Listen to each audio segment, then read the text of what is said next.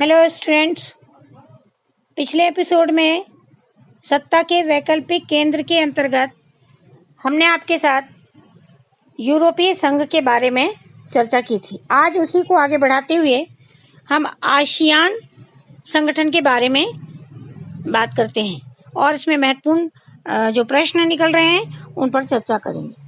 आइए, आसियान दक्षिण पूर्व एशियाई राष्ट्रों का संगठन। इसको अगर हम देखें तो association of south east Asian Nations, इसका गठन सर्वप्रथम दक्षिण पूर्व एशिया के 5 राष्ट्र जो भौगोलिक और सांस्कृतिक दृष्टि से पास थे या करीब थे, या उनकी भौगोलिक और संरचना और सांस्कृतिक जो एकता थी वो काफी हद तक एक है, उन्होंने क्षेत्रीय संगठन बनाने पर विचार किया। ये राष्ट्र थे, या हम कहें कि आसियान के सदस्य राष्ट्र कौन से जिन्होंने इसकी स्थापना की, तो पहला इंडोनेशिया, मलेशिया, फिलीपीन, सिंगापुर और 5वां है थाईलैंड। इन 5 देशों ने मिलकर के 8 अगस्त 1967 को बैंकॉक में क्षेत्रीय सहयोग के उद्देश्य से आसियान नामक एक असैनिक क्षेत्रीय संगठन के निर्माण के लिए एक संधि पर हस्ताक्षर किए। प्रश्न उठता है कि इस प्रकार के किसी संघ की स्थापना करने की आवश्यकता क्यों पड़ी। तो दूसरे विश्व युद्ध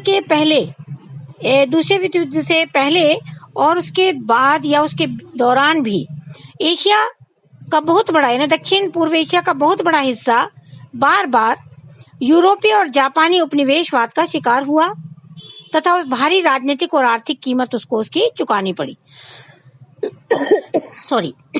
दूसरा, जब युद्ध समाप्त होने पर हो गया तब भी इन देशों को अपने राष्ट्र निर्माण, आर्थिक पिछड़ेपन और गरीबी जैसी समस्याओं का सामना करना पड़ रहा था। तीसरा बिंदु देखें तो इसे शीत युद्ध के दौरान भी किसी एक महाशक्ति के साथ जाने के दबावों को भी झेलना पड़ा। फिर अगला बिंदु, टकराव और भागदौड़ की जो स्थिति निर्मित हो गई थी कि कोई किस गुट में जाए, यानी पूंजीवादी गुट में जाए या साम्यवादी गुट में जाए, ये इस प्रकार का जो एक माहौल विश्व में बना हुआ था, उनसे भी ये दक्षिण पूर्व एशिया के जो देश थे वो अपने आप को संभालने की स्थिति में नहीं दिख पड़ रहे थे। और इन्हीं सब परिस्थितियों ने दक्षिण पूर्व एशियाई देशों को अपना संगठन बनाकर वैकल्पिक पहल करने की ओर अग्रसर किया। इसी संगठन को आसियान के नाम से जाना गया। एक बार फिर से देखें, आसियान का फुल फॉर्म है association of south east Asian nation, Hindi में दक्षिण पूर्व एशियाई राष्ट्रों का संगठन। इसकी विशेषता के अंतर्गत देखें तो इसका एक अपना झंडा है। बहुत महत्वपूर्ण बात आती है, मैंने यूरोपीय संघ में भी बात चर्चा की थी आपसे। आसियान का झंडा, आसियान के प्रतीक चिन्ह के रूप में हम देखें तो धान की 10 बालियां धान की 10 बालियां जो हैं वो दक्षिण पूर्व एशिया के 10 देशों को इंगित कर रही हैं। अर्थात स्पष्ट है कि आसियान सदस्य देशों की संख्या कितनी, 10। इन 10 बालियों से वो स्पष्ट हो रहा है, और जो आपस में मित्रता और एकता के धागे से बंधे हुए हैं। और जो गोल वृत्त जो है वो आसियान की एकता का प्रतीक है।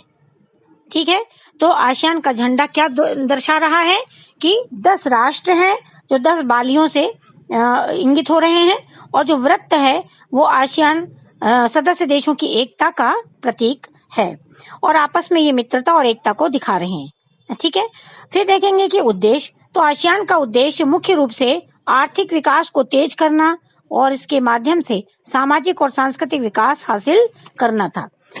फिर देखेंगे हम कि कानून के शासन और संयुक्त राष्ट्र के कायदों पर आधारित क्षेत्रीय शांति और स्थायित्व को बढ़ावा देना भी इसका उद्देश्य था। अगर हम आसियान शैली की बात करते हैं तो आसियान के विकास करने के जो तरीके हैं वो आसियान शैली कहलाते हैं। दूसरा बिंदु इसमें देख लें आसियान शैली के अंदर कि इसने सहयोग और मेल मिलाप के द्वारा विकास करके विश्व के सामने का अपना उदाहरण प्रस्तुत किया। इस अपनी शैली के द्वारा सहयोगात्मक एवं टकराव को दूर करके विकास के तरीके को अपनाया, यह भी उसकी शैली है। और इस तरीके द्वारा ही आसियान ने सबसे तेज रफ्तार से विकास करने का अपना जो एक उदाहरण है वो भी विश्व के सामने या अन्य संगठनों के सामने प्रस्तुत किया। इसके 3 स्तंभ हैं। 2003 में आसियान ने अपने 3 स्तंभों के साथ कार्य करना शुरू किया। पहला स्तंभ क्या है? आसियान सुरक्षा समुदाय, दूसरा आसियान आर्थिक समुदाय और तीसरा आसियान सामाजिक सांस्कृतिक समुदाय। अगर हम तीसरे स्तंभ की बात करते हैं तो उसी के अंतर्गत उसने अनेक परियोजनाएं बनाई जिनका उद्देश्य पहला जनसंख्या पर नियंत्रण रखना, दूसरा परिवार नियोजन कार्यक्रमों को प्रोत्साहन देना, तीसरा सामाजिक कल्याण करना या सामाजिक कल्याण के कार्य करना और चौथा संचार पर्यटन और इसके आगे भी अन्य कार्य किए परंतु ये मुख्य हैं। संचार पर्यटन कार्यक्रम के आदान प्रदान के लिए आसियान्टा संगठन की स्थापना की। तो हमने देखा आसियान क्या है, स्थापना कब हुई, कितने सदस्य राष्ट्र हैं, झंडे में क्या है, झंडे की क्या विशेषता है आसियान के, फिर आसियान्टा क्या है। तो अपने जो सामाजिक सांस्कृतिक कार्यों को बढ़ावा देने के लिए आसियान ने जो अपना एक नया संगठन बताया अपने सदस्य देशों के साथ मिलकर, उसको आसियान्टा के नाम से जाना जाता है। आगे हम देखेंगे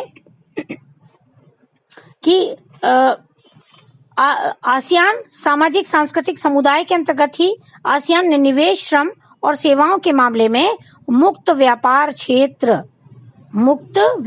क्षेत्र जिसे बोलते हैं फ्री ट्रेड एरिया, FTA। प्रश्न आता है FTA से क्या समझते हो? तो FTA ने फ्री ट्रेड एरिया, ये आसियान ने अपने सांस्कृतिक सामाजिक समुदाय के अंतर्गत ही इसका गठन भी किया।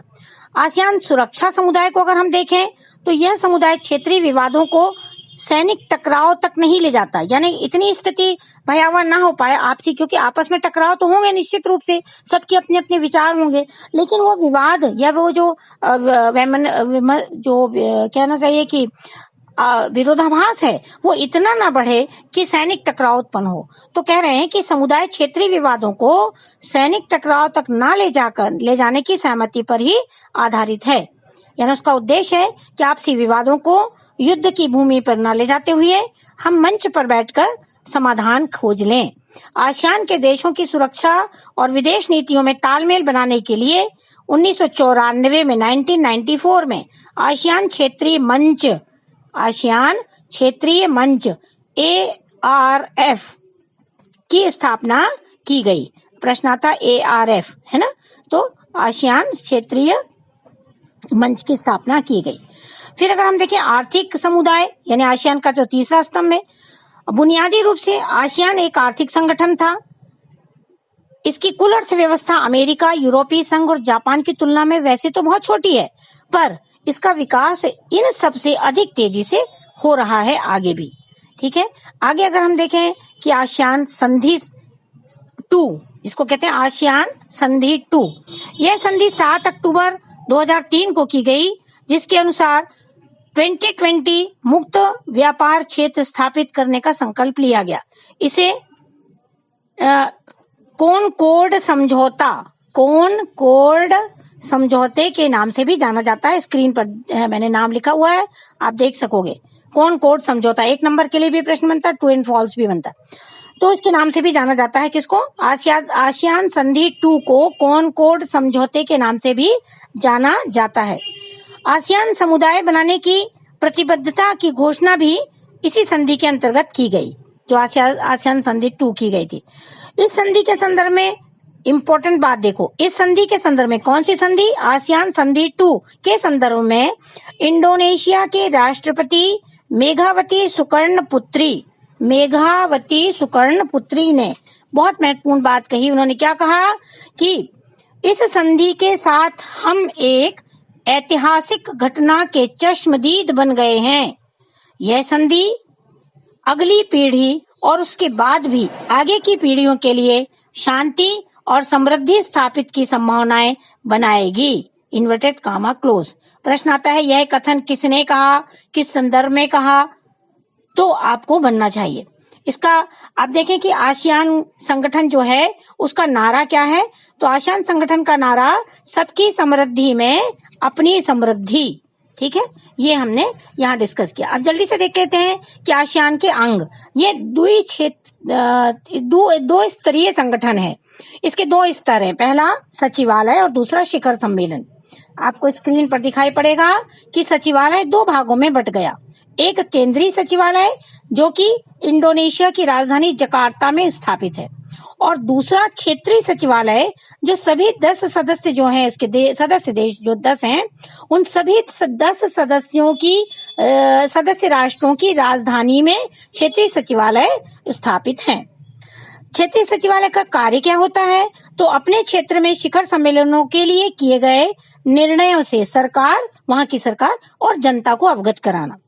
दूसरा, क्षेत्रीय सचिवालय का महासचिव कौन होगा, यह निर्णय, ये एक प्रश्न आया कि वहां का जो क्षेत्रीय सचिवालय है आसियान का, उसका महासचिव कौन होता है।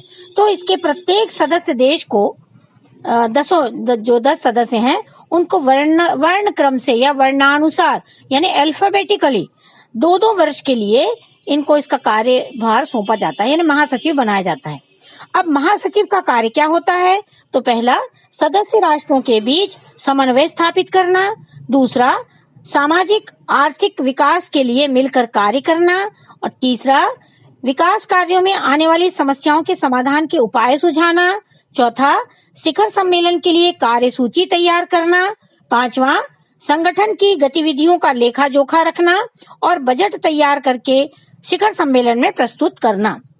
अगला है शिखर सम्मेलन में लिए गए निर्णयों को क्रियान्वित करना।